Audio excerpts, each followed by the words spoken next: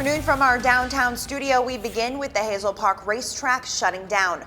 Horse owners and their teams just made the trip across the country to race at that track, and they're quite upset about being scratched because the track has reached the finish line.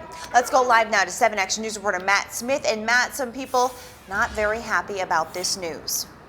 Not at all, Anne Marie. In fact, I just talked to one racehorse owner. He said that when he got the information from them that they're closing down the track, he was told, hey, don't shoot the messenger. I asked him what he'd like to say to the person who made the decision. He laughed and said, I can't say that on television. One thing's for certain, though. People spent months and thousands of dollars preparing for this year's race season, and now they're just out of luck.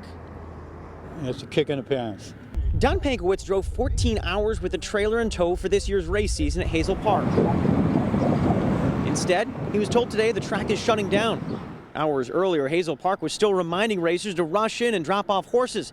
Today, they kicked us off the property and told horse owners they'd do the same to them by the 15th. You know, a lot of money involved in it, a lot of time, big expense, and now we're just sitting holding the bag. What do we do?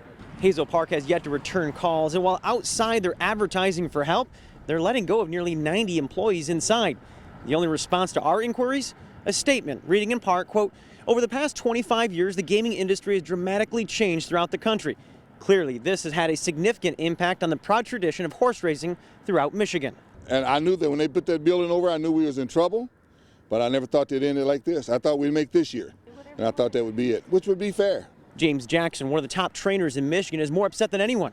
He's raced here for decades and invested nearly $60,000 in horses to prepare for what many thought was the last season here. And would you have spent that knowing that this Hell no. If I knew that, I'd have got out last winter. Now, you heard James say that he wants to get out of racing. That means other people will also lose their jobs as a result of this. You heard him talk about that building. Notice back over here, you have all these trucking tractor trailers sitting in the parking lot. Over on the other side of 10 Mile here in this area, there's also a large number of tractor trailers. They built a barn over there so they could store that. That's what they've been doing with this property lately. It looks like racing, that's a thing of the past. We're live this morning. Matthew Smith, 7 Action News. Matt, thank you. A lot of people sad to see it go.